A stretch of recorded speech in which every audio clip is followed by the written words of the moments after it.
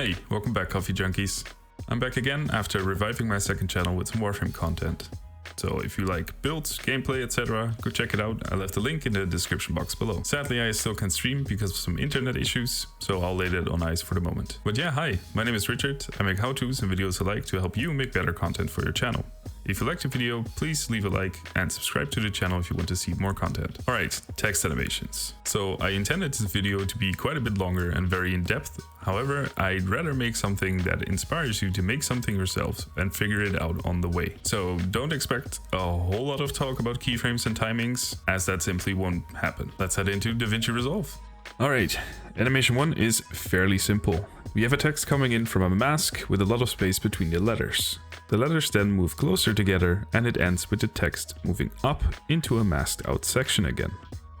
Before we start, this tutorial is set up for 30 frames per second in Davinci Resolve. If you want to make it smoother and use 60 frames, you can, but some keyframes will change. In the Edit tab, open your Media Pool and Inspector tab. Right-click the Media Pool and make a new Fusion composition. Make it around 5 seconds long.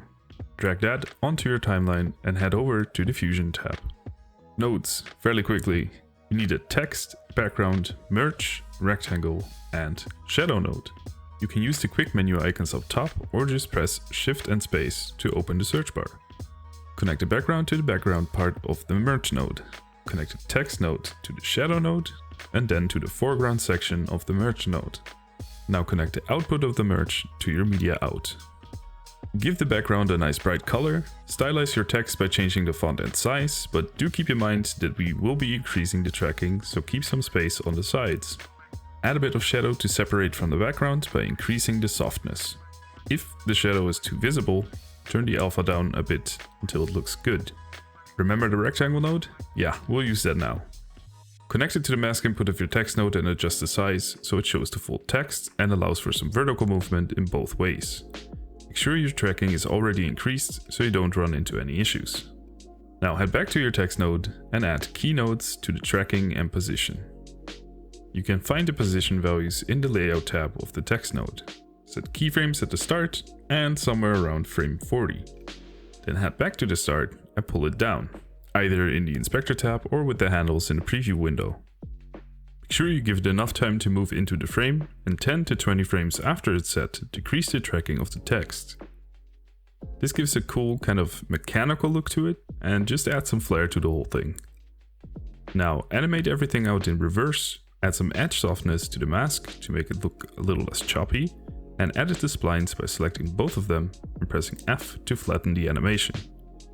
These animations work super well in 1080 by 1920 format or rather on mobile phones. Alright, animation 2. Really simple. All we need are a background node, a merge node, and a text node plus shadows. Connect them as we did before and stylize your text as we did before as well.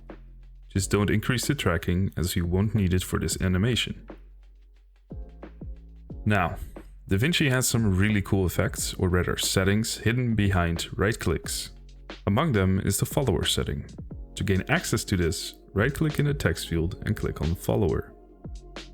Nothing really happened other than a modifier tab being added to the text node. Open the modifier and you'll see the delay settings. We will get to this in a second. Open the shader settings by tapping the brush icon and scroll down so you can open the position tab. Why they chose to put it here, I have no idea, but it should really be somewhere else. Anyway, same thing here, we're going to animate the text from the top to center. Give it about 40 frames and then animate the position, so it moves up and down a little and comes to a halt at frame 60-ish, just to add some liveliness and bounciness to the whole thing. If you set the first keyframe after frame 40 to be lower than the actual middle, you'll increase the bounciness by setting the next keyframe over the middle, just as a tip. Alright, now animate it out kind of the same way, or just pull it up before you have it move down out of the frame to simulate a little jump. Cool, with that out of the way, head back to the delay tab. Now this is where the magic actually happens. The delay ensures an actual time shift between each character, so they drop in on their own, but still follow the general movement of the word. Head to frame 0 and increase your delay. I found around 1.3 to look very nice, but use your own settings. Make sure that there are no letters showing at frame 0 and at the end. Then edit the splines again, preferably flattening the animations as it simply looks better. Animation 3 is by far my favorite. It includes 2 screens and is fairly simple to make.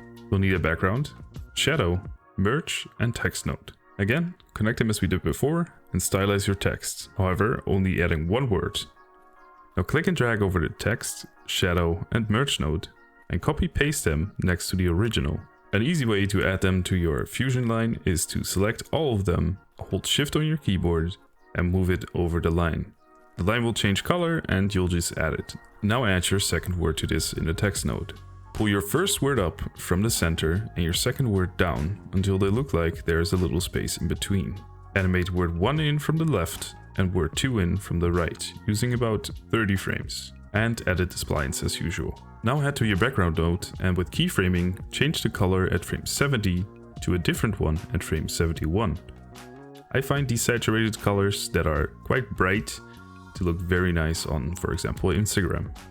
Then add a text, transform and a merge node and put them after the first section that we went on before this. Copy paste this again so you have 2 of the groups. Choose your font, and if you want to make it look a little more modern, head to the shading section and select text outline for one of them. Then just rotate them, the left one by 90 degrees and the right one by -90 degrees in the transform node. And from frame 71 till the end, we'll make them move across the screen with keyframes again. Smoothen these out as much as you want, and you can even animate the words in the middle in the opposite direction to make it look more seamless. That's it, really simple, not that in depth, but therefore a little more inspirational. Now, if you do like the new format or not, do leave it in the comment section below. Also, like and subscribe for future videos, as it really helps me out.